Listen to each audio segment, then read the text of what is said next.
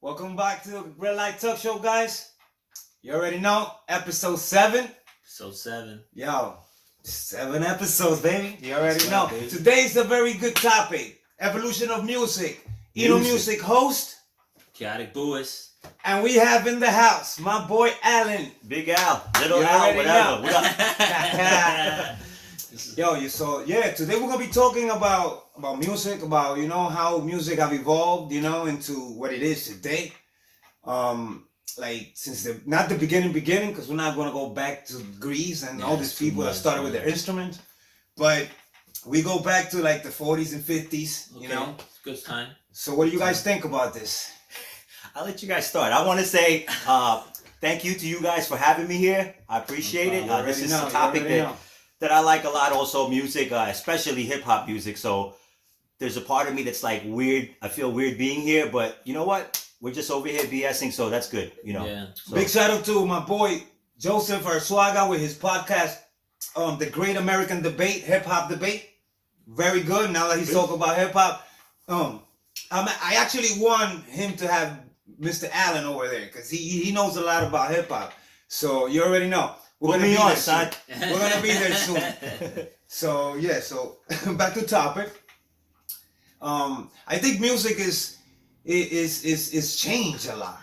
It's changed a lot. There is this music. There was music back then that you literally people felt comfort listening to, and now these days people listen music just because like it sounds good, Right. So there's a big difference, you know what I mean, of how people took the music back then and now. Well, I think it's changed from like lyrical. It was lyrical and music at the same time to just music. Nobody really cares about lyrics anymore. You know what I'm saying? You just hear the background and it's like, oh, it's a good beat. All right, yeah. But if you really listen to the song, you're like, what the hell are they really talking about? You know what I mean? But I think if you say you start music from the 40s and 50s, I feel like that kind of music, which is early R&B, which is like Little Richard, Chuck Berry, all that. It all spun out of blues music, which was more like Lionel Richie. Oh damn, I love that song. Hello. Hey, Commodores. Oh man, that was good. These are the beginnings. You know what I mean? But I mean, I just think it's like it was a struggle music. It came from the blues, from that struggle that Black Americans had in the South, and you had a little bit of like country music. You know what I mean in there, and I feel like that was the evolution of it. And I think what happened was that when Elvis came out, it was packaged perfectly so suburban kids in suburbia could listen to it and be like, oh, okay, Elvis, rock is here to stay. You know what I'm saying? But if we were having a discussion earlier, if you look at the lyrics, what Alan was saying, It's it comes from soul music. It comes from black music, right? This is original American music. I imagine. Nothing here is fact. No. Look it up. Google it. Hey, this is the opinion. This is opinion. Let's do this. It came from black music. Original American music is black music. It came from slavery music, right? And that's the blues. You know what I mean? So other types of music that might be considered American, it's the Europeans when they immigrated over to America before the wars and stuff like that in the 1700s. That's like Irish music and Polish music and Italian music. So that's like different. And then that also evolved. But like as far as original American music, it's slave music. It's soul music. It's blues and, singing the blues and stuff like that. And that's where, your Elvises come in and stuff like that. So at that time, I feel like we're already like 20 years. We were born like maybe 20 years after that already. So for us, it was already pop music. Okay. But when that was happening, from what I understand from the elders that I came up on, my teachers, this music, a lot of people also didn't like it. It's the white people said, this is the devil's music. What's their music? It's their music. And plus, what is all this gyrating that you're doing? Like, so a lot of people found this offensive, so, but for us, it's nothing, right? We, born in the 70s or the 80s, we're looking at it, we're like, it's nothing, because every music have their thing. Then I guess like their so every moment in life, in every time of music, there was people always hating on that type of music. Correct. Right. Usually the elders. Yes. So when we were coming up, our parents hated our stuff, and now that we're old, the stuff that's coming up now, we hate it. That's what I'm saying. Yeah, so basically, it's a thing that it has not changed. Right. In the Since beginning, of you know, time. 5 minutes ago you said it changed a lot. Yeah. There's a truth to that, but also the context of it hasn't really changed. People are always. That's why music becomes popular, because people feel something about it. There's something in it that they understand. Yeah. So it's always going to be like that. The music is always Either about the people. either lyrically or Rhythmically. Yeah, there's always something about the music that people like. That's why the music grows. Right. And that's it. You know what I mean? So. And an exception, like when it starts out as underground scenes, you know what I'm saying? Everything starts as an underground scene. Right. Once it gets into mainstream, that's when it becomes pop. That's where you get the word pop culture. That's another thing. You know how, what I'm how saying? music has evolved into, like, you have freestyle. Going freestyle like in the early 90s, right? Late 80s, Late early 80s, 90s. Yeah. early 90s. And it didn't last long. That music didn't really last that long, you know.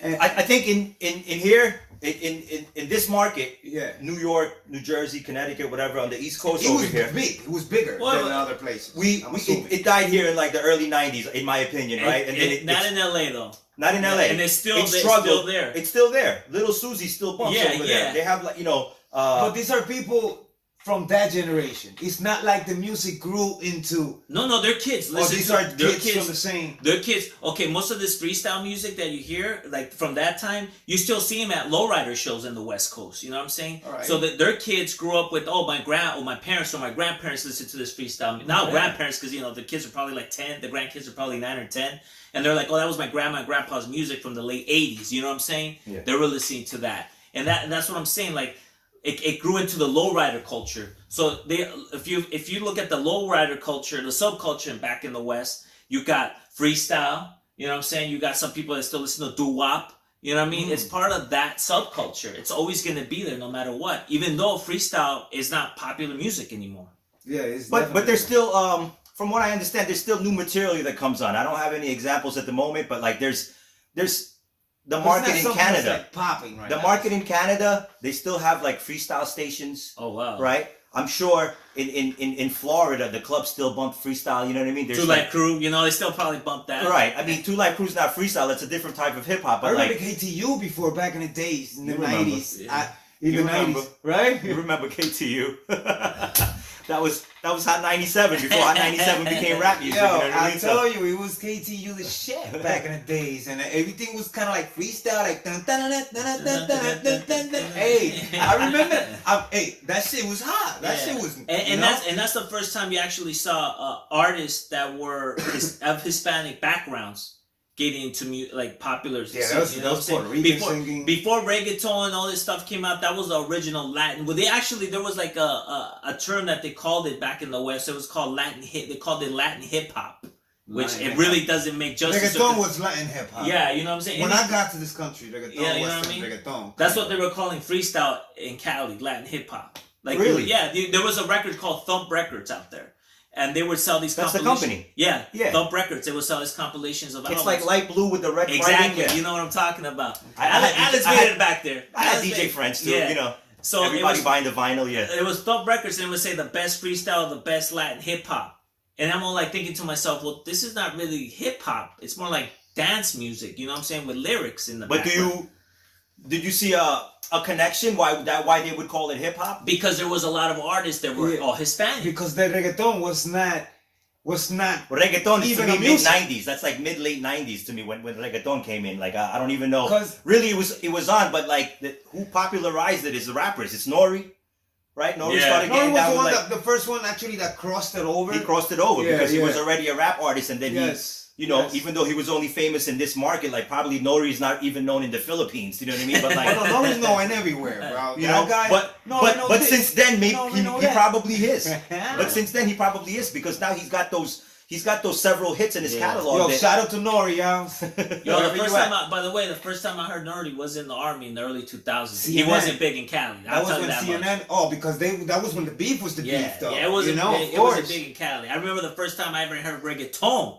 I was in the middle. I was like, it was in 2002. I was in basic When the hell training. reggaeton got to Cali? Yeah? After I came back from, I remember after I came back from basic training in 2002, all of a sudden they're like, there's this new thing called reggaeton. I'm like, wait, hold on. All my In boys, the 90s, that wasn't there? No, it wasn't. Shit. And the crazy thing is, I'm like, well, Yeah, all my back Puerto in the Rican, 90s, I was like, that all my shit. Puerto Rican That's friends in the crazy. military was already showing me this, and they were showing me I was a Daddy Yankee. And this is when Daddy Yankee had that little mustache. Oh back my in God, the he day, looked bro. at like 50. Yeah. The age that he's right now, that's how he looked at. He looked at 50. Yo, he looked that's really bad. He looked like a perp in between all these little kids rapping. I showed you a video, kid you not, man. He looks like a perp, yo. I'm like, yo. You gotta Who get the rid fuck of the is stash. grandpa over here next Gotta to get all rid of these the little stash. kids?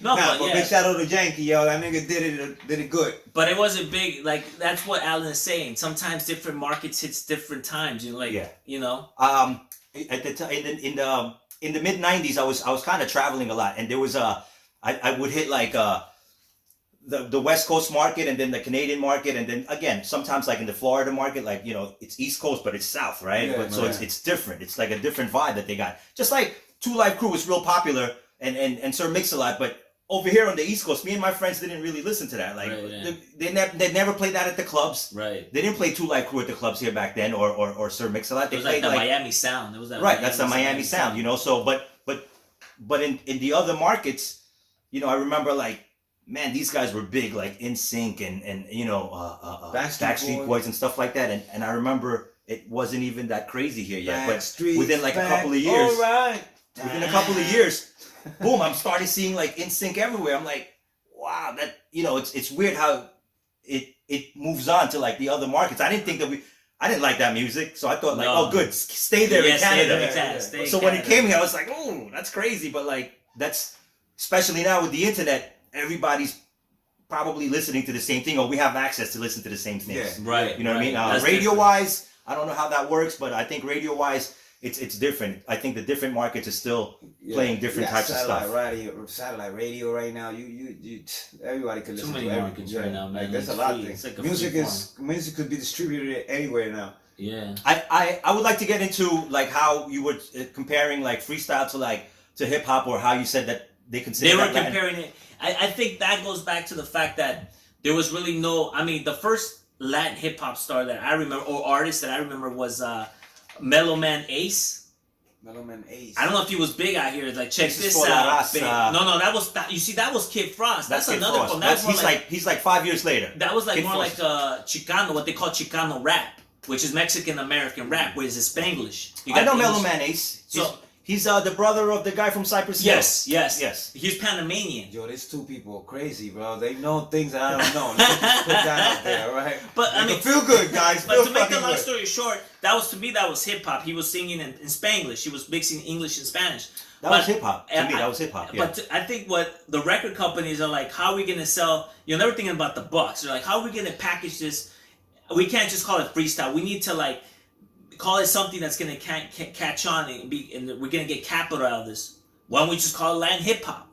And that's what it was called, Latin hip hop. And I'm all like, as a kid, I remember, even then as a kid, I remember the differences. Because my brother was more into freestyle. He was the freestyle guy. He was into the Beastie Boys. He was into Run DMC. You know, like the early stuff, like KRS-One, all the early stuff. Those are the people that I started listening to when I started listening to rap like that.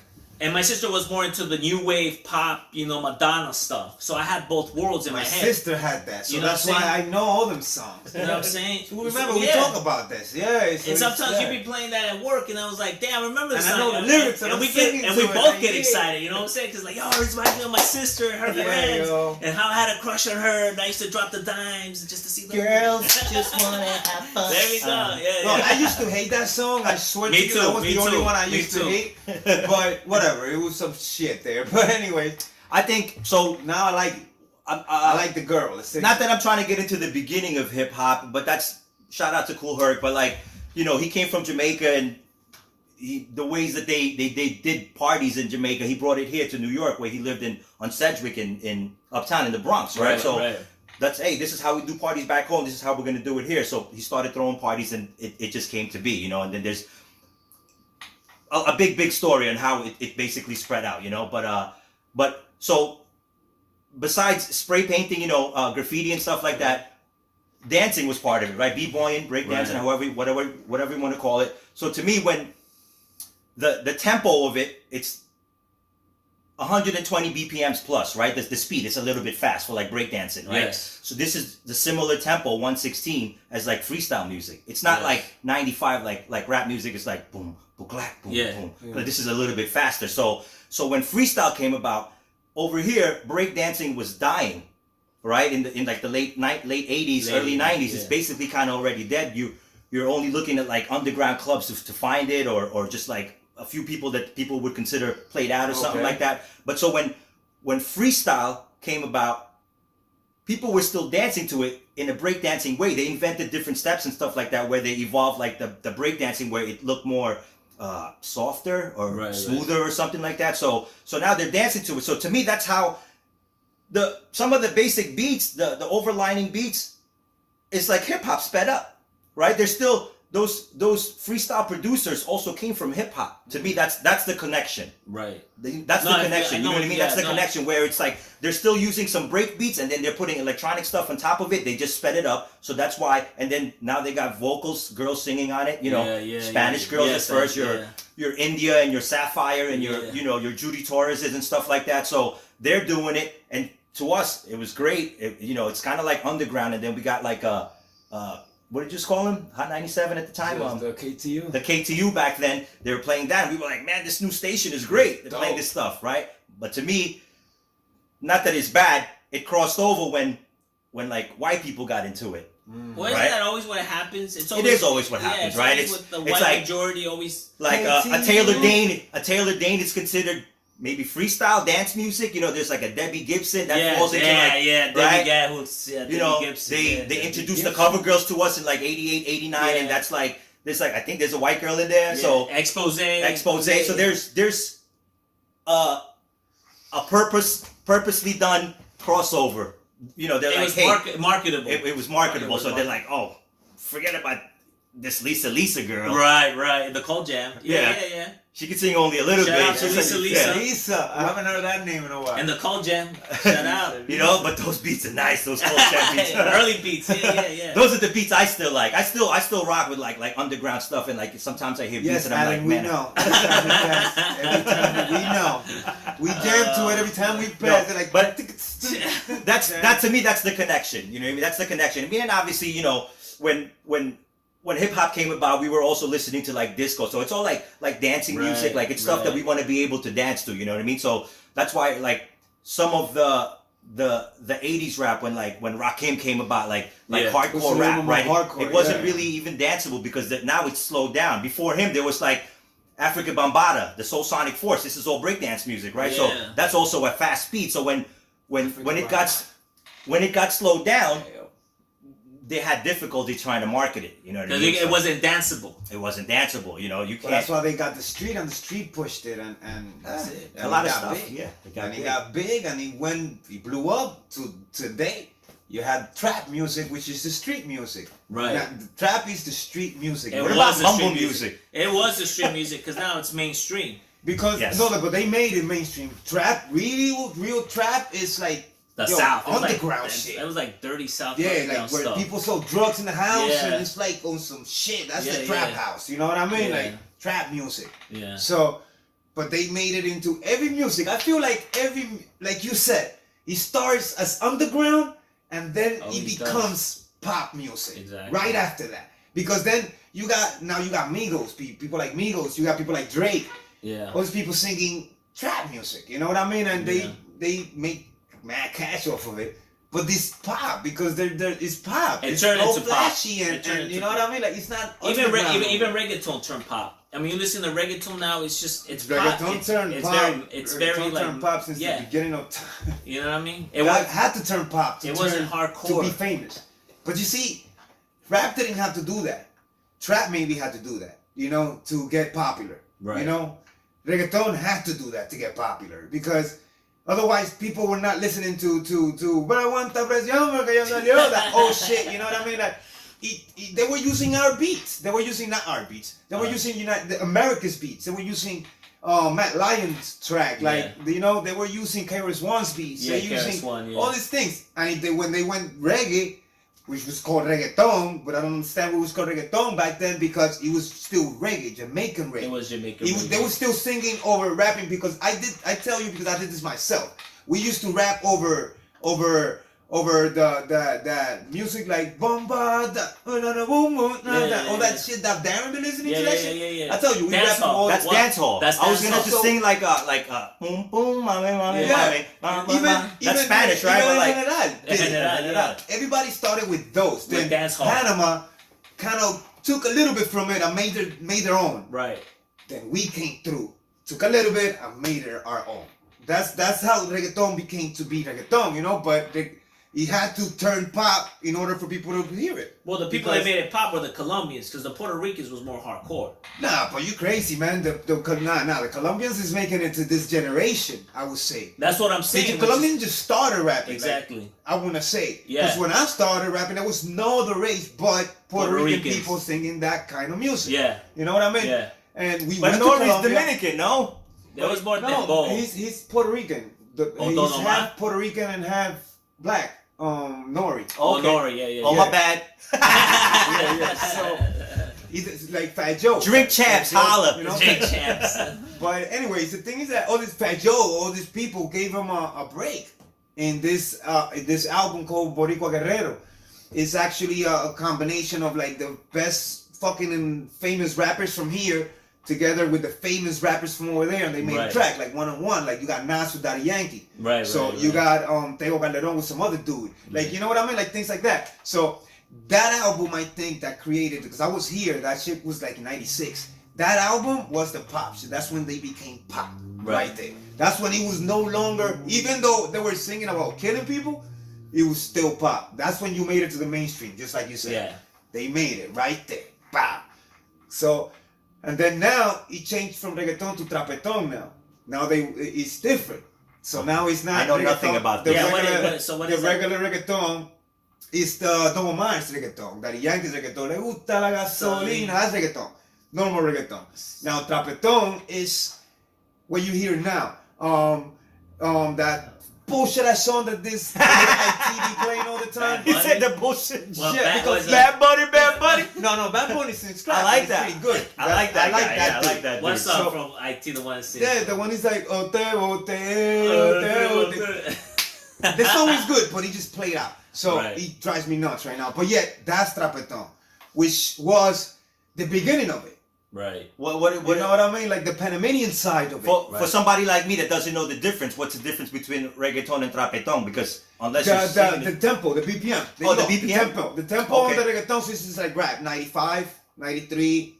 But they call it perreo. That's why you dance with the girl at that beat, at that tempo, because you got the boom, boom, boom. You know what I mean? Boom, tac, tac, boom. So you go with the beat, and now it's boom, tac, tac, boom, tac, boom, tac, boom, tac. So now it's like. You might as well You know what I be mean? You might as well just go home. That's start trapeton. talking. That's it. Yeah. That's trapeton. Okay. That's trapeton. You know what I mean? That's things like that. Like now it's not actual reggaeton. It went back to the Panamanian roots of the just drums and I just just learned stick. that. I just learned that. There's no more. That's the mbo. That's what I call reggaeton. That the one that you got, you know. But now it's different, and I don't judge anything because I like it too. But then that proves the point that music always starts from underground. Right. To when they hear the media, it's a rap. It's like that's it. Like you boom. So now it's different. Now you got the hip hop from the '90s, still trying to kind of like the rappers from the '90s, kind of like fucking around with these little kids that are rapping these days. Oh, like the trap? Like no, like you got the hip hoppers. So for example, this guy you have the Game from Cali. There you go. Let's put the Game from Cali. He says that he hates traps. Snoop Dogg from Cali says that he made a video of mom like making fun of them. You know what I mean? What I say is that Snoop did that? Yeah, Snoop did that. You know, so I'm like, this is what I don't like. You know what I mean? This is where I think that you are kind of like lowering yourself when you do that, because the fact is that when you were doing it, I told you this, I think. When because I said when the gangster rap first came out. You came out Snoop Dogg came out with Dr. Dre, Chronic, Yeah. blew up, boom. Nobody from the era before him Which was the 80s. That came to tell you, oh, you fucked up the rap. You fucking up rap. You know what I mean? Look what you did. You mix the blues with and funk music. It was like funk music, and you made it into your own shit. You know what I mean? And you fucked up my shit. Nobody told you that, right? So now that there's a new generation, right, that is doing their thing, right. Took Took a little bit of yours and did their own shit. Right. Down, they're like, oh, he's like, oh, now he. What gives him the right to talk shit? Right. About this besides freedom of speech? What gives them the right to talk shit about those people, you know, the kids, the new kids that are doing it? Like me saying, mumble rap is mumble rap. I don't understand what they're saying. But the beats are dope and the flows is good. Right? Like you said, lyrics is not lyrics no more. It's flow. It's flow. I think that there was some people that said something, but maybe those people weren't pop artists, so you don't know about it. But because I listen to the underground guys, those are the guys on a lower level saying stuff like, man, you know, there's like songs or skits in albums where people would be like, so you killed that guy and you stole his drugs and you did that already. What are you gonna do now? Like, how are you gonna uplift your people, or how are you gonna, you know, raise your family? You know, so they would make fun of like that music also. You know what I mean? So there's always someone making fun of something. I think it's just a matter of opinion. Granted, I don't know. I feel like I agree with you. Somebody in Snoop Dogg's stature shouldn't necessarily diss them. You know what I mean? Right. Yeah. Again, but I could understand why. He can still why. come up with a song and still. But I could understand. I can understand why he did that, because as a fan of the music, also, I'm confused. I'm you know, a couple of months ago, I'm trying to study the young people's music. I'm like pulling Crystal, like, yo, talk to me about this music. All the 20-year-olds at work, I'm just like, can you guys explain to me why this is cool? Like, to me, you said you like the beats. The beats. I don't think the beats are dope at all. I think, you know, most of Drake's beats are terrible. I think, again, that's an opinion. I'm just like, man, this is all like slow jam music, but like, I was never into slow jam, so that's my opinion. Right. Me neither, by the way. I was never into like your R. Kelly's and stuff. I like, don't get me wrong, I like Maxwell and Sade and a D'Angelo or something. Yeah, you know. I don't like slow songs from Drake, but I like his hard shit.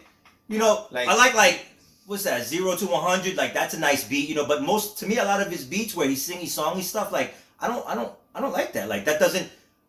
So I would ask the young people, like, why you like that song? Does it make you dance? Like, you know, is he saying some cool rap stuff that makes you want to rap? You know, there's some guys that say some, you know, Nas will say something, or a rapper like a Snoop Dogg or like a Nori will say something like, oh my God, he said that. That's great. Yeah. Lyrics. You know, I wish I could say that. I wish I thought of that. You know, but none of the mumble guys are saying nothing that you know, they don't even look cool to me. But again, I'm old. Maybe I look whack to everybody. I don't know. So it's all an opinion. By the way, all these new rappers, if you look at them, they have that new wave look. 80s new wave with the glass. You know who brought that out? Kanye West. With that song with the big shades. What's the name of that song? It's a famous song where don't if you don't hurt me. Yeah, that's with the guy with the kid. Yeah, right? yeah. He came out with the space shoes and all that. Yeah. You know what I'm saying? So all these mumble rappers, they look like 80s to me, like the way they're fashionably loud. 80s. But I think it's just it's because the new kids, the mumble rap thing. This is what kids are liking. This is what the kids are growing up with. They're not growing up with. I want to like it too. That's why I no, but I agree with that. But I'm gonna put you one example. Go ahead. Like if you you're not gonna listen to it, and you're not gonna, because it could be hard for you. It's like you learning English after 35, after 40. You know, it's harder for you. It's harder to adapt to that. I just want to understand it, right? If I don't you understand might not even get it, because like, it doesn't make me dance. You know what I mean? Like, it doesn't do anything for me. So I don't know. Like, why is it dope? You know what I mean? Is it? See, it makes me go like, you know what I mean? Right. Every time I hear it, like, even though I don't like that shit. I've seen people do no. Again, I'm some Fortnite shit. There is. You know what I mean? And by the way, I don't even know if I'm saying the stuff that I'm thinking of is like mumble rap, but it's like that singy songy. They got the electronic voice going and stuff like that, right? But there's some stuff that's good, don't get me wrong, but then there's also some stuff that I understand, but then there's a lot of stuff early on, like maybe 5-6 years ago, I'm just like, when the term mumble rap came about, I was like, man, I don't get none of this stuff. On the other hand, recently, I think Khaled dropped or he's dropping soon. DJ Khaled. Oh. That's how people cross over, right? When you were talking about the reggaeton guys got down with like the hip hop dudes from the '90s, and then it crossed over. Exactly. Here's Khaled. He's bringing like old artists, newer artists, and then like the mumble rap guys all in one song. Look, I'm getting the chills. Yeah, because I saw like 2 songs from Khaled on TV, and I'm like, man, that's dope. Like I fucks with that. I don't know the name of the song. Even though I don't like the guy, but I give him respect because of what he's doing. He's doing that, so I give him that. But I don't like the guy actually. The guy don't really do shit for me. DJ Khaled, we the best music. Nigga, shut up. He brings love, bro. He's the new Puff Daddy. He's the new Puff Daddy, bro. You know how Puff Daddy used to be in everything back in the day? That's how this guy is right now. That's true. You make a point. You know, but he's got like J-Lo on a song with Pitbull and stars. Like he's got stars. So boom, now he's putting in like, and these guys are probably already famous. Like some of these mumble rapper dudes, you know what I mean? Like they're all famous 21 Savages and this, and you know. He's nasty though. 21 Savage is nasty. See, I think he's terrible, but I only know like 2 songs. His lyrics for me, his lyrics are crazy. But you know what? A mumble rapper, because he's not really a mumble rapper. He's not a mumble rapper. Nah, he raps. I apologize, but I think I don't like. But what about wave, you know? But he's nasty. Check him out. Seriously, he's nasty. What's that kid from Cali? I should know this, man. Wiz Khalifa? No, not Wiz Khalifa, man. I have a brain. That's the only dude that came from 2 generations, actually. Boom, boom. Kendrick Lamar. Oh, that's my boy. Kendrick Lamar. That's not mumble rap. My favorite rapper. That's not mumble rap. He actually has lyrics. But he doesn't sing. He doesn't rap trap. You know, he doesn't rap trap. That's what I'm saying. It's not. He raps. He raps. He's actually a poet. He's smart as hell. That guy. Intelligent guy. Yeah. Agreed. Shout out to Compton. Out of those young guys or the newer guys, Kendrick Lamar's already been around for maybe almost 10 years. That's true. Yeah, like, definitely. There's like a J. Cole, you know, they're J. like Cole. he's also been around for like as many years. Yes. You know what I mean? So he's been around for a while, but I consider him a new guy, you know, because I'm coming from. It's a little young, but I'm coming from like Rakim. Yeah, I came to this country with like, you know, Run DMC and then boom, BDP, Rakim, you know, Curtis Big Blow. Daddy Kane and all these guys. You know what I mean? So that was me. Even then, I didn't like and it's only now that I'm learning some people from here. We're messing with like your who is it? NWA and stuff like that. But me, coming up in 88, 87, 88, when they came up, I wasn't fucking with that. Well, you think because there was a West Coast thing? I'm gonna tell you why. All right, you guys might hate me for this or whatever, but this is what we thought of, right? When you're young, when you're in your teens, and even now, when you think you're hot shit, you think you're cool, you think you know what's cool. That's what we were. That's what I thought. You know, like nobody's opinion count. You know, it was just me and my boys, and this is what we listen to, and that's what they're playing at the club, or that's what those guys are listening to, and we're cool, right? So them dudes had Jerry curls. They were whack, son.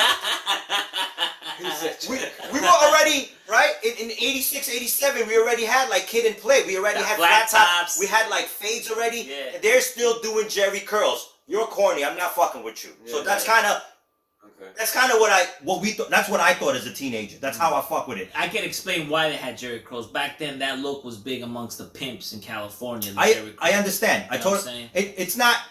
I learned all that stuff in hindsight, but as a teenager who really, I grew up here. I came here like 83, 84, and that's what I'm listening to. And like I'm trying to look at, you know, see what's cool and what's not. Our shell toes and you know, no laces and this, that, and the other. You know, and these dudes are nothing to me.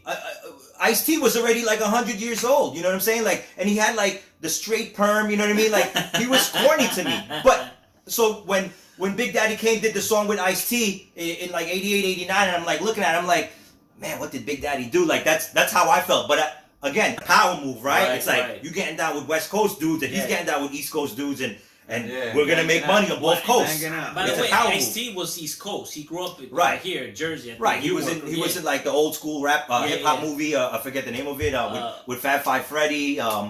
You know, he was in a movie back then. You know what I mean? Before he even blew up. He's still movies. He keeps them acting. And by the way, I respect these guys. These, you know, but that's just why I didn't mess with the music. I felt like if I'm listening to Big Daddy Kane and these guys rapping like this and they got like style in their raps, right, and these dudes are still rapping like Kool Mo D from like 4 years ago, you're whack to me. Or but even then, listening to like Ice Cube and MC Ren, I could tell like from the group, I was like, man, those guys rap different. I like how they rap. They rap like East Coast dudes. So that's where my mindset was as a fan of the music. You know, that's why I didn't really listen to like Sir Mix-a-Lot. Like, why is this old man wearing like this funny hat? I'm just gonna say it out front. I might be saying something like sacrilegious, but I think Dr. Dre is better as a producer than a rapper.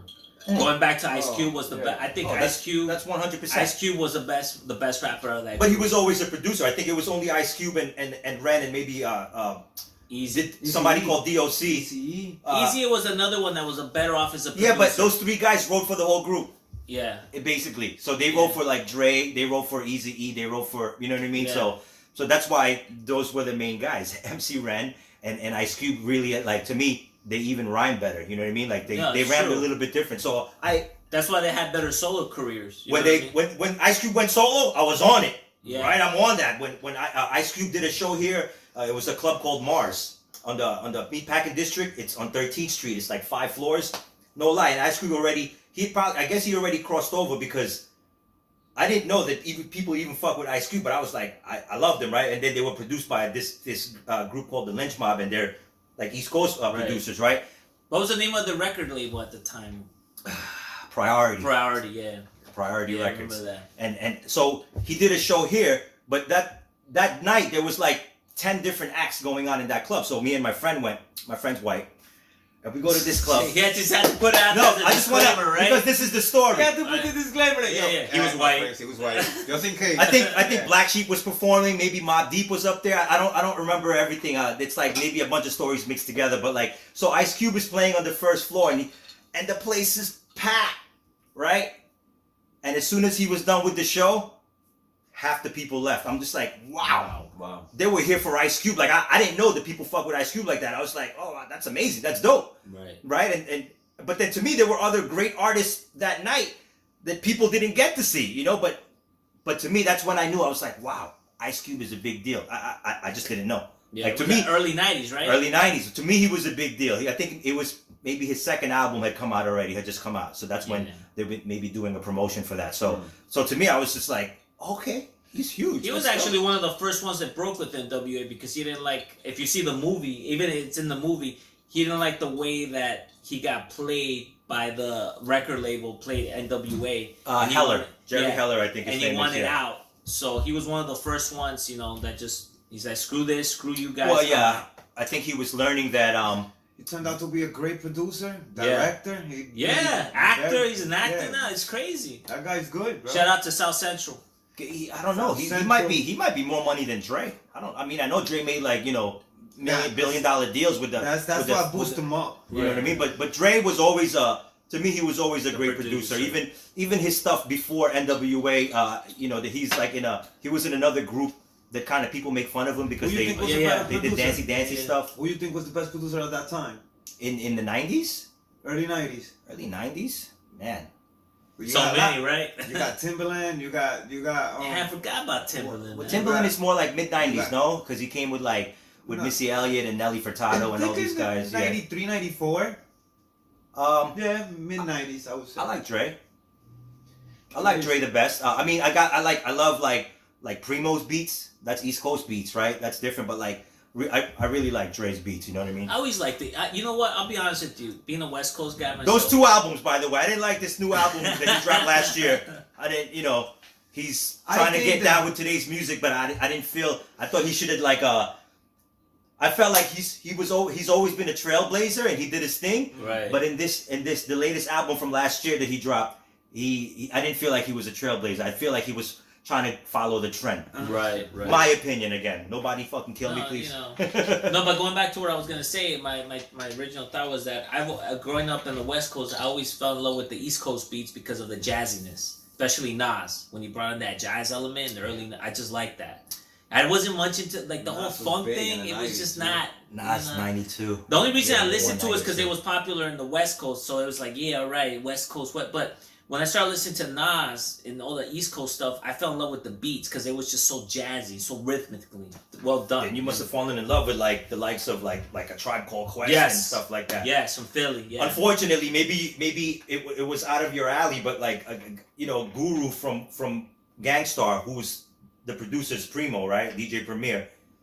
he released albums called Jazzmatazz Volume 1 and 2 and maybe there's a 3. I gotta or 4. look into that, man. But it was straight. He got like Donald Byrd, like he has like real jazz musicians on his album. Like it's amazing. Remember what's it called? That group that played something planets? Because I'm cool like that. Diggable Planets. Diggable Planets. I remember as a kid listening to them, like, oh, this is cool, man. It's Like, I was digging 1991, it. okay. And when the G-Funk came in, I was just like, all right, it's popular out here. Everybody's into it. But I really wasn't a G-Funk guy, believe it or not. I love G-Funk. You know what I mean? I love. That's all to me. That's all part of like how rap hip hop music helped to cross over. That's true. Because we're getting these. Nate Dogg is a G, right? He's a gangster. Like he's down with this crew, but he's singing and he's singing nice. Like he can sing. You know what I mean? You're like, man, just hit the east side on the LBC. I'm like, man, what is that? So he and then they jack like a positive. Michael McDonald beat, right? Michael McDonald is like this, right? He's like a white artist, but he's got this R&B sound that it's an R&B sound. It's rhythm and blues. It's a black sound. Right. You know what I mean? So he just snatched that beat up and he's rhyming over it and singing over it. I'm like, man, this is amazing. So to me, all that stuff helped to like cross over. When you had your Black Eyed Peas, they had like 2 albums without a girl singer, and then on the 3rd album they took Fergie in. I didn't even know that. Did you know that? I thought that they were all together. Yeah, I thought they were all together. Never. The first 2 albums, it was just them. That's a West Coast group. Yeah, I know. And I followed them because they had a jazzy sound. They sounded like a Tribe Called Quest and these guys that I like. That's the kind of music that I was fucking with. But also they could dance. Like if you watch like their first 2 videos, those guys get down. I watched them on a few live shows and they dance. Like the dance that I like, they do that. Like afterwards we could watch like a video, the joints and jams, like one of their first videos, they're like dancing like crazy. You're like, wow, they got moves, you know what I mean? So that's why I like them. And then to watch them live is amazing too because they're doing all that on stage. You know what I mean? So to me they were great. They didn't need Fergie, but Fergie made them. Yeah, Fergie. It's like Golden State. They didn't need Kevin Durant. I don't know sports. They made them impossible. Well, Unbeatable. Fergie made them. Now they're like gonna be around forever because of that, you know what I mean. So I feel like that was the advice of Clive Davis of the head of the record. The head of the record label was like, you guys are good. I like you, but. Maybe you need a girl. And then, don't get me wrong, in some of their the first album, I think the second album, they have a song with Macy Gray before Macy Gray blew up. Right. But no one gave a fuck. There's like great songs on the first 2 albums. They have like girl singers on there.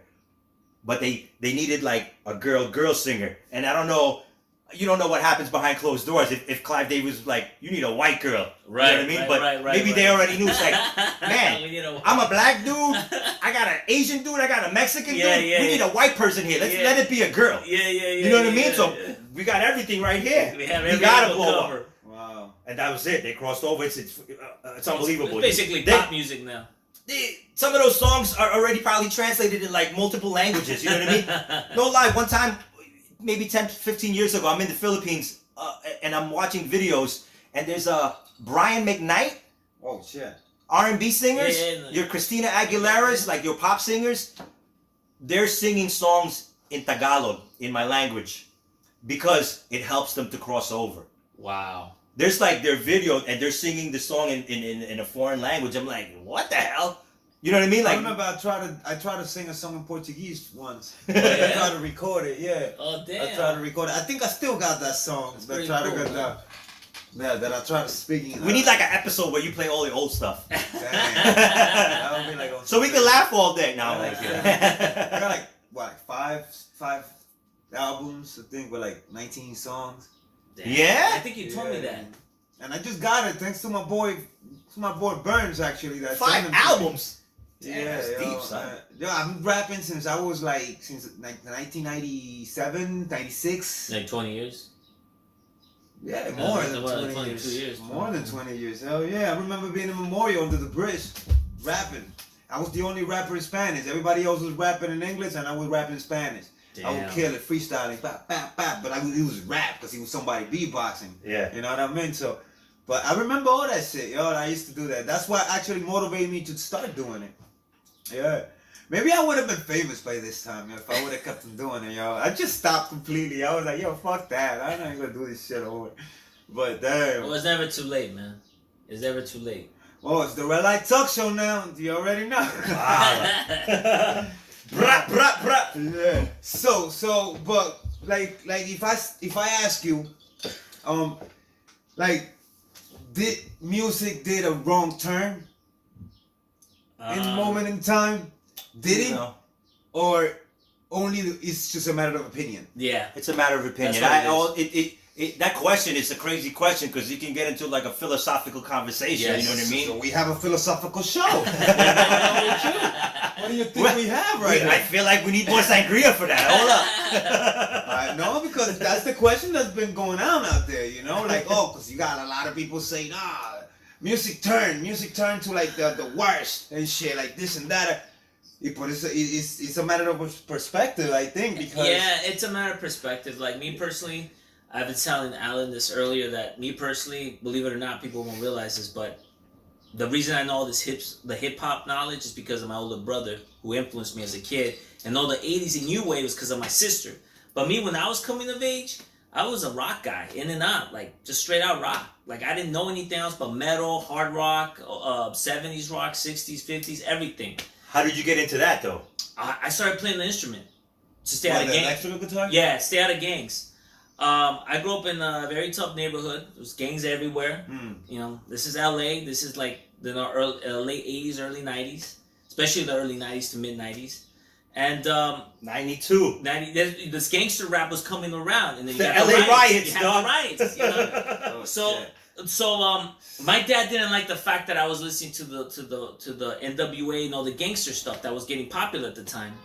So I knew a guy who happens to be one of my best friends out there. Shout out to Kev out there in LA. What up, Kev? Kev. He got me into Nirvana. This was 91, 92. yeah, but it wasn't in 91, 92. It Oh was, wait, that's when they became Yeah, famous. yeah. Hold on. He They got had me- the album before that. He got me into Nirvana like in 90, I want to say 94. I was a 7th grader at the time. It was 94, 95. And I thought he was a hip hop guy. You know what I'm saying? Because everybody was in hip hop at that time. And I'm like, oh my God, here's a Hispanic guy who's into rock music. You know? And I'm like, okay, well let me get into this. I liked the first album, Nevermind, and from there on I started doing my knowledge of music, and I backtracked to all the rock stuff. Plus, on top of that, there was a kid when I was growing up as a kid in the 80s that he was into metal music. So I liked some of the Guns N' Roses stuff as a kid. I thought it was cool, and I even liked You had like what? Like you had Poison, Nirvana. yeah, Poison, Nirvana, all that You stuff. had You Guns had N' the Roses. you had the hair metal stuff that was dying out at the time, Metallica. and then you had the grunge music that was coming up. So I was between that period. So that's how I got into rock. That's when it became my own. When I said, okay, I want to learn how to play guitar. So I started playing guitar and started playing electric guitar, and that's how I got into rock music. So, but the whole hip hop and the whole 80s and the new wave stuff didn't die out because, I mean, I was still talking to my brother and sister, so they were always on top of like the newest stuff. Well, their friends were always on top. Or people that I was around in junior high and high school, they were always up. I always, even though I was a rock guy, I always kept my eyes open on other music. Like, okay, this is what's going on in that scene right now. Open mind. Open mind. I That's had an how I open am mind. right now today. I had an That's why I open tell mind. you that I mean, I guess I'm a producer, and I hear how you put instruments, and I kind of like appreciate it. So that's why maybe I like the beats of traps, because it's still a talent to put the shits together. You know what I mean? I make it go into a pattern. Right. And don't let it get fucked up, you know what I mean? So for me, that's talent. So maybe I see it as a producer point of view, and I kind of like it, because I feel the fucking kick when he drops, like boom, like I fucking feel that shit. So I'm like, damn. But No, I feel that. I feel some of it too. Yeah. Again, there must be just whack stuff I'm thinking of. I mean, you know, well, one day. there's whack shit out there. One day I'm just gonna fucking record it or jot everything down. Like, this is what I'm talking about, because this shit's whack, son. No, but I'm just saying, like, cause I'm talking on overall, like, for people that actually ask the question that to ask other people, like, yo, so what do you like? Like you said, you ask these people, so what do you like this music? Why? Right. So I'm telling that to the people, like, this is why I like it. Right. And I'm 38 years old, so it's like I'm basically not a new dude, you know what I mean? Yeah. So, and for me to say that I like it is maybe it's because I'm a producer and I hear it that way, or is it just because it's really hot? No. I think it's because I have the same year as you. I feel like I should have been a producer. I shouldn't have been an artist. I should have been a producer. I'm better behind the scenes. Sorry, here. No. I'm gonna give you everything. Go ahead. You be the producer. But I feel the same way. As a bus I boy. feel the same way. It's like I listen to something, and even though I'm not into that music, I'll give him props. I'm like, that sounds legit. Like that sounds good. I like the background to that. I like how that came in right there. I've seen it as a producer. I'm hearing all these elements at one time. Anytime, any type of music. Yes, I hear exactly. That makes me go like, Exactly. okay. Now, if I don't do this in the first minute of the song, Garbage. there's something going on in the song. It needs work. Might not be garbage, but it needs that kick. You know what I mean? It needs an element. Because I think nothing is garbage, because if you put your time into something, I don't think it's gonna be garbage. It might not be the thing that you expect it to be. You know what I mean? But and not to others either. But maybe you need to work. Like look, I'm not gonna front. I'm gonna show you the first album that I did in my boy's crib, Burns. I did hit the first album. I sounded like I needed 3 Red Bulls. I sounded like horrible, but still not garbage. You know why? Because I put my nigga, I walked all the way from fucking 59th Street. I would walk all the way to fucking 47th, 37th Street just to get there. And he was in Kennedy Boulevard. I had to go down that fucking hill. So it was like, like I did that. So it was my time. And I think it was just something to improve. And right after that, with his help, I built a studio in my house. And I started doing it myself. Because maybe I felt, just like I told you, that I don't like cutting hair in barbershops. Right. Because I feel pressure. And when I feel pressure, I don't work good. I'm not Kawhi Leonard, man. I don't fucking work good under pressure. I'm not good. So I fucking break down. I'm like, yo, fuck this. I ain't doing it. That's it. Fuck that. I give up. Yeah, I give up. So to sit down in a corner and shit. But it's crazy. I started doing it better in my house. I'm like, I had my own confidence. I was confident. I was in my house. Nobody was here. Right. Fuck it, let's do it. And it's your little sanctuary. And when you see the second album, you'll be like, oh shit, so you went to a recording studio and did this one. Nah, nigga, he was still in a home computer, still in a 4-door room, like nothing. Right. You know, I sleep shit and everything in the same fucking little 8, 12, 10 feet that I had right there. Right. So, but he kept on going good until the last one.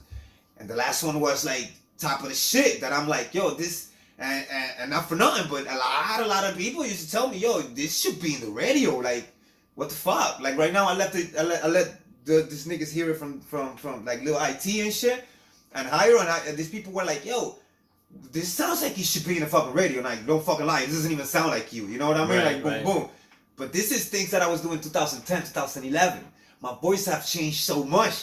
I smoke so much fucking cigarettes and else that I don't know.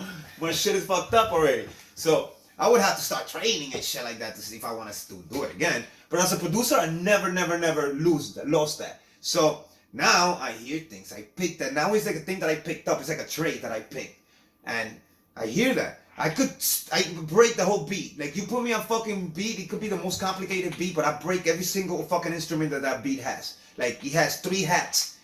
3 different type of hats. He has 1 kick, he has 3 snares, and he has 2 violins. He has this, that, boom, and you break it down. That's what it is. You know what I mean? That's a producer point of view. That's why you got I the ear love for music. it. Yeah. That's why I love music, and I'm very open-minded to every type of music. Right. Not only like. That's why I told you the other day. I was telling this guy that I cannot sit down and listen to one type of music for like 2 hours straight. I cannot do that. Right. Like I have to change. I have to change. I have to either put something and then because I'm not a fan like that of one particular music. Right. You get what I'm saying? So, like I'm not you love me, I'll rap. play the whole 8 hours. I'm playing the same thing. I don't care. You can play rock. Oh, you told me that. Yeah, that's why. You remember when I asked you? It's like because it's not like I hate it. Yeah. It's that I just can't. My head can take it. I change every few days. I'll change the radio station, listen to like something different. Like I think 2 days ago, I'm coming to work and I'm like, you know what? 97.9 all day today. Like I'm listening to Spanish music, salsa, but whatever's playing on the Spanish station. That's what I listen to on the way to work and on the way home. And for like the next 2 days, that's what I listen to in my car. But when I get to work, I just listen to like loud music to keep me up from work, from falling asleep or whatever. I feel like me and you have an it moment at work when we listen to music. And no, I'm serious. Yes, and because that's what I say. We're both like producers because I'm all like, oh damn. And he's like, me and you go like, oh, you feel me? You feel me? Sometimes I come out and I hear it and I'm going out and I hear the song started playing and I'm turned back. I'm like, I look and Jamie look too. Yo, like yo, yeah. like the other day that when you came through and we started like dancing, Yeah, like yeah, Laura, I don't know what Laura Branigan. Yeah. That's a dope ass song though, right? Yeah. With self-control. Self-control. Yeah. You take one Yeah, you see? I know. That's my I'm older than y'all, man. Come on, stop. That's the shit though. But that's what, I think that's some producers here. Like you Yeah. look at each other and we're like, oh damn. It could be from any era, any type of music, any era, and we look at each other like, oh damn, that's good. I just wish people wouldn't lose that. People would always have that open mind thing, like to like, oh, I listen to the new stuff. Like I not just stick to their own generation because you appreciate music, but I think that if you appreciate music and like music, you will give a chance to new things. Yeah. You know what I mean? To maybe you're not a really fan, but you will go back to that music. Because I always go back to my 80s. I'm not Right. I listen to everything, but I could always go back to my 80s. If I'm like, you know what? I'm going to let it rock for like an hour and shit. Right. Play PlayStation right here. Boom. I'll let the 80s rock. But then even that gets me to a point that I'm like, okay, I gotta switch it up. yeah, I got to put some new shit. Yeah. You see, at work, I'll be putting some R&B, then I'll go to the 50s. Then I Right. go to the, even Jose was like, yo, but how the hell you go from bachata to like this that you're hearing right now? I was like on some fucking soca shit. I'm like, hey, this is the way it goes. You need to change. Yeah. Yeah, it's like, Switch it up. follow the leader, follow the leader. Yo, that's that shit, yo. That shit puts you hyper in the morning. Yeah. So otherwise, but I can't sit down and listen to trap all fucking morning either, you know what I mean? I think it goes back to what you're saying that you need to do is you need to be open minded and just like listen start like all this trap music and reggaeton, like I'm into it now. Like Bad Bunny, like Pásame la Hookah. Bad Bunny, baby. You know, that thing is just That's to me good, it's it's good. You know what I mean? To me it's like I keep and it's so annoying because I keep singing like Pásame like every other 20 minutes Pásame la because it's so it sticks in your head, you know what I mean? That's that shit. He's That's good. that I like shit. that kid too. Yeah. Especially when the Wells comes out. yeah, that's what I'm saying. Caliente. Yeah, that's that shit, yo. And then his style is so new wave. Like the Yeah, way yeah. he's dressed is like so like Back to the Future Part 2. You know what I'm saying? Like it's like I feel it. You know what I mean? I feel it, and it's new music. You know, I'm not gonna hate the guy. It's new That's the music. trapeton right You there. know, That's that's new trapeton. That's music. trapeton right there. I like That's trapeton. trapeton I like it. right there. Exactly. I like Bad Bunny. Caliente. You know what I'm saying? Fire. You see how Yeah. that shit goes like Yeah. 120 BPM. And that it shit goes, got you know spot. what? And it also goes for younger people. You should appreciate older music too. As I was saying, yeah, I don't think that music will ever take the wrong turn. I don't know what that means, you know what I mean? Unless Yeah.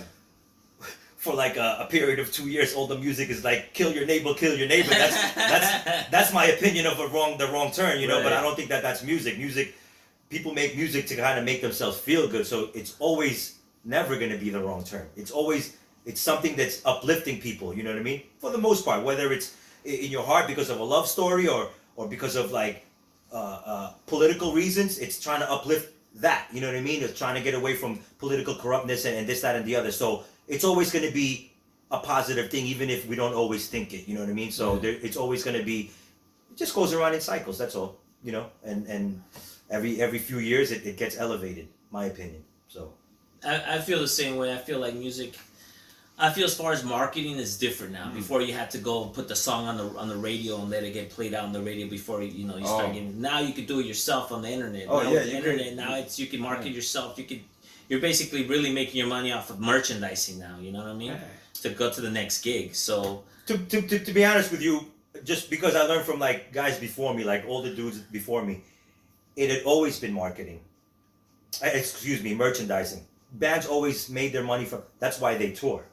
You're selling merchandise when you're on the road. oh, I see. So it had always been that had always been the case. So it kind of came up from my mentors back in the days because of I used to work with like a lot of rappers like in the hip hop field, right? So it was one thing that rappers don't really do or that can't do, like if you're like a rapper from the basement or a local guy, you can't go to like do college shows or do bands. It's just not a thing that rappers did or do. You know what I mean? Right.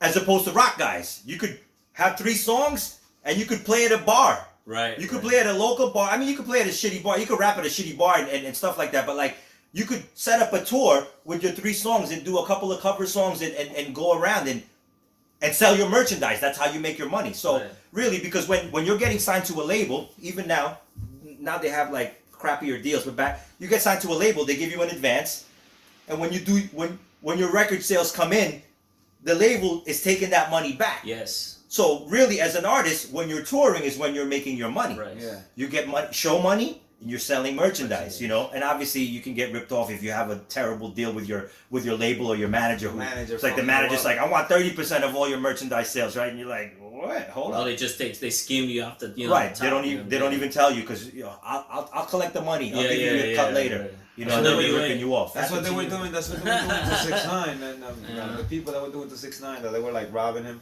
You know, but it had always been the case where artists, you make your money from merchandising. So really, unless you got to make a cool shirt or a cool whatever, cool merchandise for a nobody, for a total stranger to buy your shit, right? Because if you're Hector and you're Jamie and I know you and you're selling something, to support you, I'll buy it. I might look at it and be like, man, I don't really like this. I don't rock with this. But because I know you, I'm going to buy it. Right. But if you're a nobody and if it's whack, I'm not going to buy it, right? Right. So for me to buy a total stranger's stuff, it's got to kind of look cool. So there's got to be something. Or if that total stranger's playing one really good song out of like 5 songs that he plays, I'm like, man, because of that song right there, I'm going to buy this fucking guy's shirts, all 3 of them or whatever. You know what I mean? So I feel you. Because you're like that, you know, maybe songs are okay, but that one song, it really hit me, and I feel like I should support this guy because he has that one song, and so you support him, and then you buy his merchandise. So it had always been the case where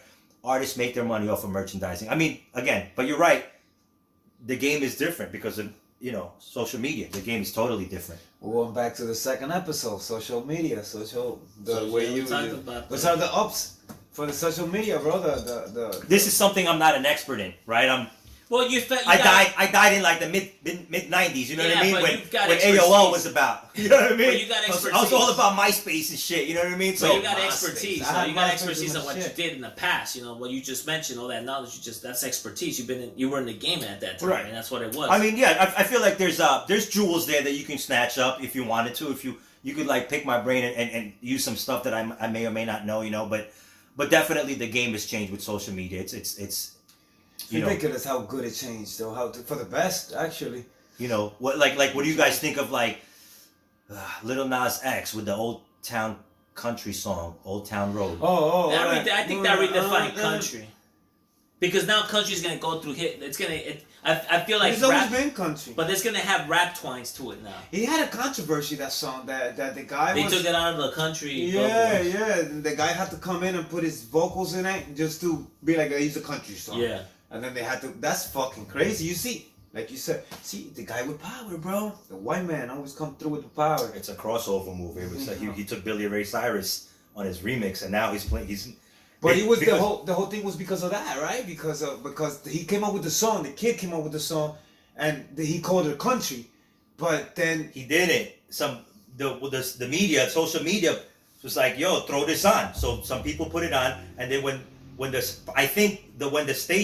country stations realized, wait, it's a black kid and he's kind of like hip hop. Yeah, let's get it off. He's trapped. That's so what boom, they said. that's when the madness came about. It's like, take it off. Why are you taking it off? Because he's fucking black. You know what I mean? Like, and so it's like, so he made a power move. He's like, fuck it, let me fucking get Billy Ray Cyrus likes my shit. Maybe he wants to fucking sing on my shit. Yeah. So he sang on it. Now he's getting played. But you're right about the crossover. I think now country's gonna get some fucking hip hop twang because. Yeah.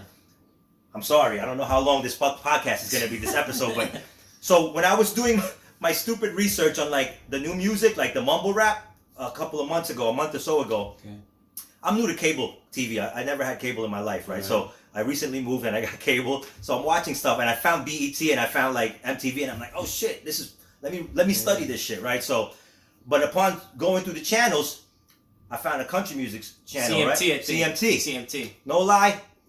The TV was on mute because it was early, 3 o'clock in the morning, right?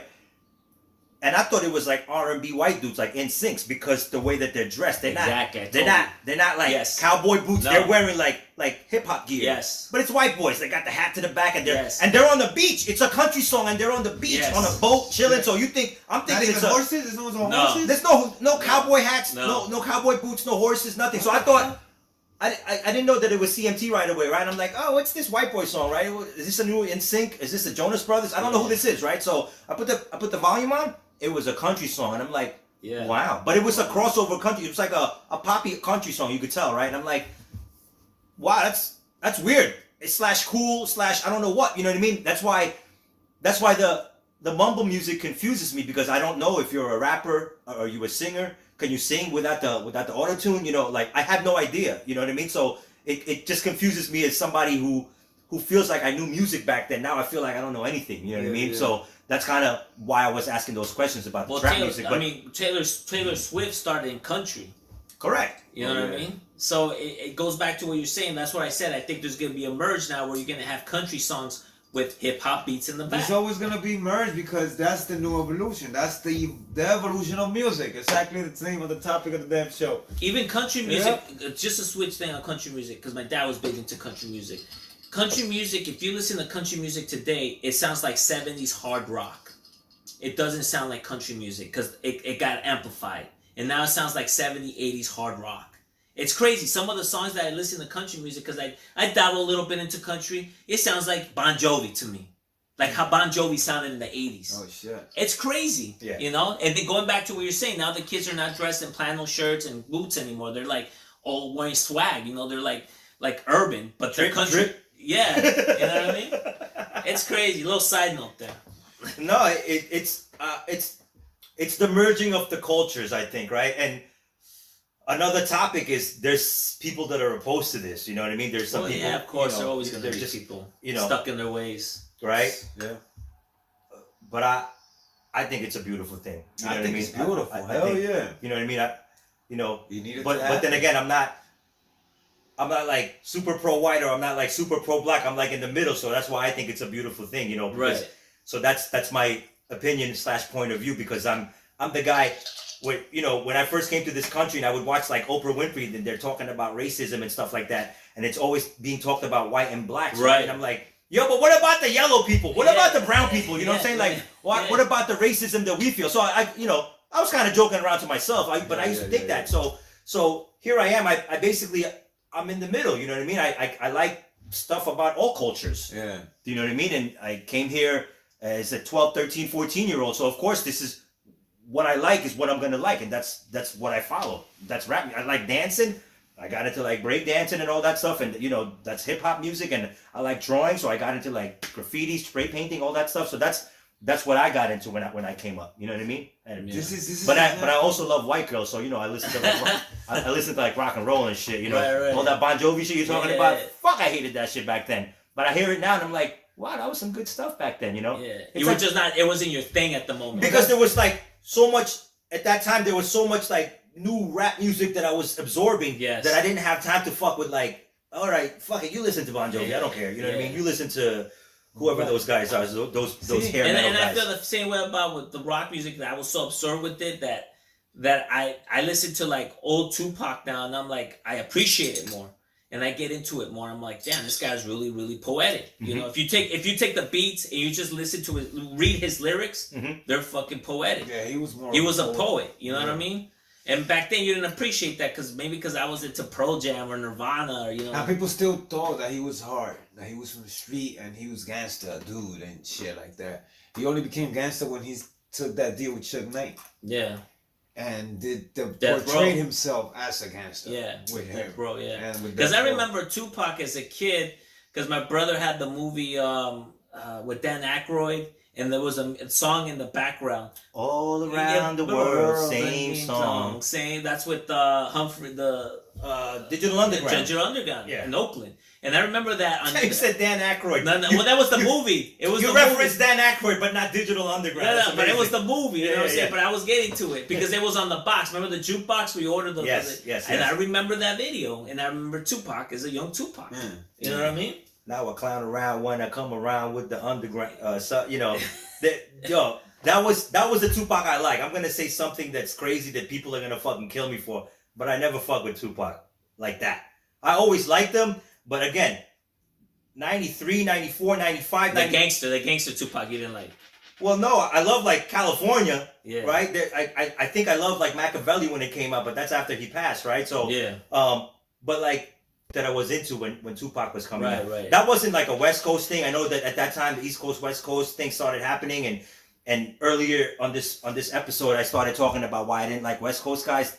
That's not why I did not like Tupac. I like Tupac. There was just other music that like I gravitated towards. I'm just like, you know, so I'd rather listen to that than listen to Tupac. So that's kind of what I got into, and then I just, you know, that was it. I think when he had what's that, Brenda's Baby or Brenda's, he had a song when he had this beat, and I know it's a beat that's already been sampled before. It's from like an old song, but a group called Poor Righteous Teachers, PRT, already used that beat like 2-3 years before Pac, right? So you know, if you listen to that song, it doesn't sound like his voice, right? It's like a New Jersey group, PRT, right? Poor Righteous, and I love this group. So when I heard Tupac do that song, and I'm like, yo, why are you biting from my crew? You know what I mean? Like from my Jersey. It wasn't nice to you. So at that time, you know, there was a time that biting, like totally stealing, and it's hard to explain. It's different from sampling. I get it, right? But when you're totally stealing or copying somebody's shit, like there was a time that was whack. You know what I mean? Like that's like a no. So to me, fuck, maybe let like 10 years pass before you steal somebody's beat. You know what I mean? That answers one question that I've heard a lot. That there is no originality these days. That happened through all the generations. Yeah, so in music, so don't think that just because it's happening now, it never happened before. Quick side note to that, what you that was crazy because that's what you said. Answer that question perfect. I was what like, you were saying. I'm gonna back it up with what you're saying. Led Zeppelin sampled a lot of blues artists. Look at that. That was totally another generation. And that was in the 70s. Yeah, so you know? You know what I mean? They were sampling I wasn't even born. So sampling's always existed. Yeah. It's just different forms. Now, but now what he says, biting. Like, sampling is sampling. Biting, the whole, like, biting. Make the song. Whether it's somebody's voice or somebody's title or somebody. Yeah. So you're talking about like what's not Vinny Vinny? They were like Vanilla Ice with Ice Ice Baby. That was a song that was, the beat was from Queen. Oh, they got the whole. He got that beat. I don't consider him a biter. He just got the beat because, of course, he wanted to make, it was just to make this guy, to make money from this guy. To what's his name? The Queen guy? Freddie Mercury. There you go. When he took that song out.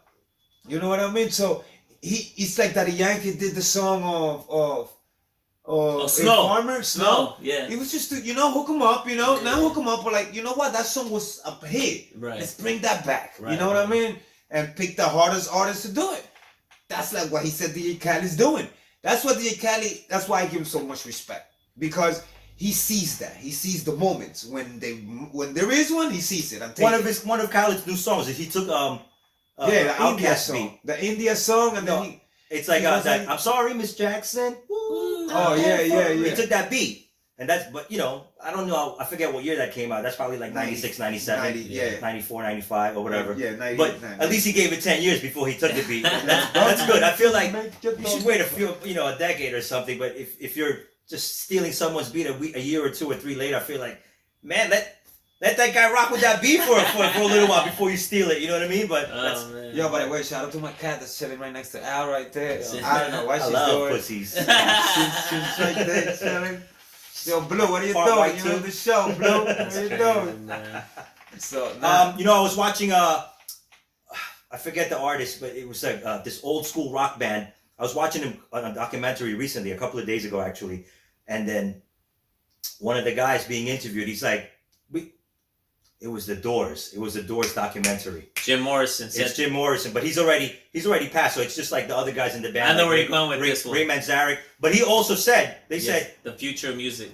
Well, but he said, Ray said, we were just taking whatever was there, like whoever we took Bob Dylan stuff, we took this, we took that. They were also sampling other stuff, other people's music. We're just like, oh, let's see how it sounds together with the organ and so it's just in cycles. People borrow stuff from each other. You know, you get an idea, like musicians, almost, I guess. you know, Lauryn Hill said, "There's nothing new under the sun." You know, in one of her songs on that Miseducation album.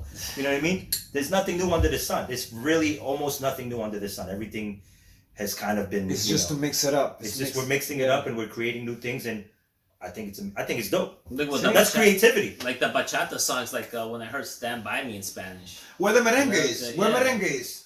Where did merengue go? Damn, I don't know where it went, man. It's not. I don't know where it is. I don't hear it. I think Dembow and bachata took over that. Took over the whole entire Spanish section of that's the it. whole entire shit. You don't hear salsa, you don't hear merengue, No. you don't hear none of that crap. Damn, I don't know that. You know what I mean?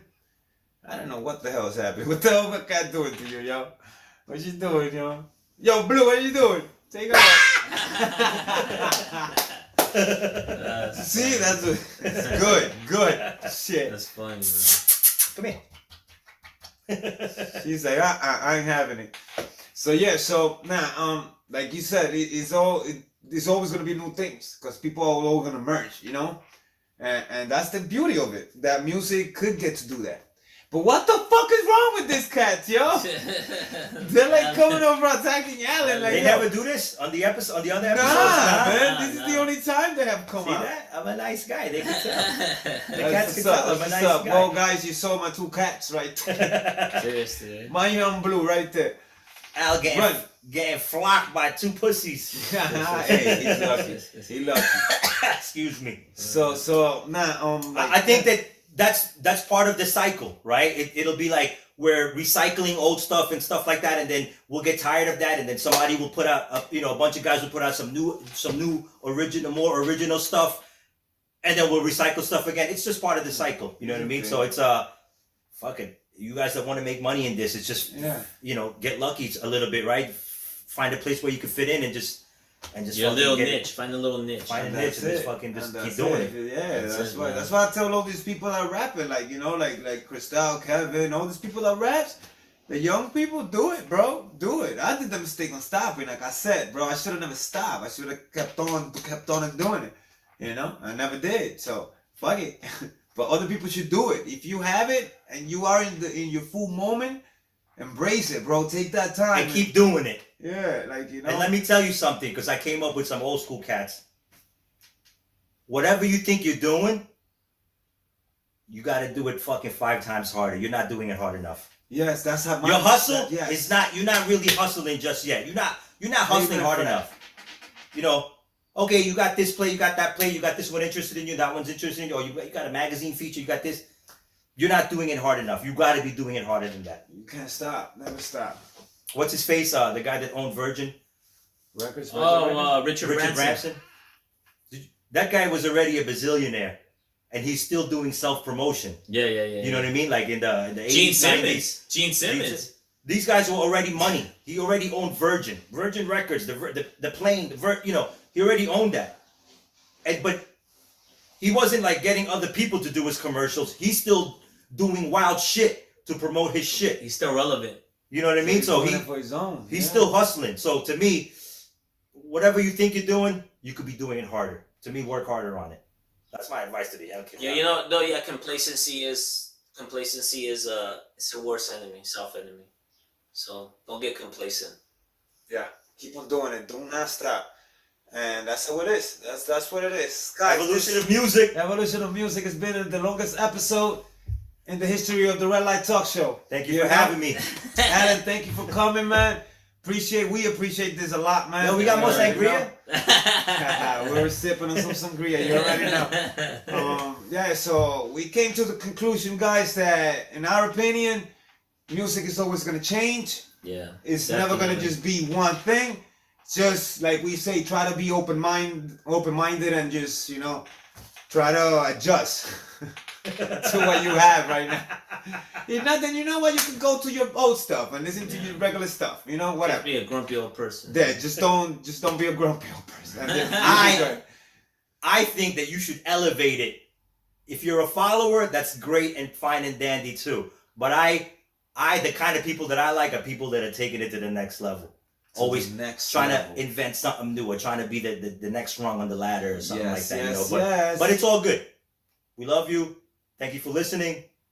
Yeah. Shadow. Any shadows? Any shadows? Alan? You want to give any shadows to anybody? Shout outs to you too. Thank you. P.S. Actually, I just want to do a little promotion. My book is gonna come out soon. It's almost done.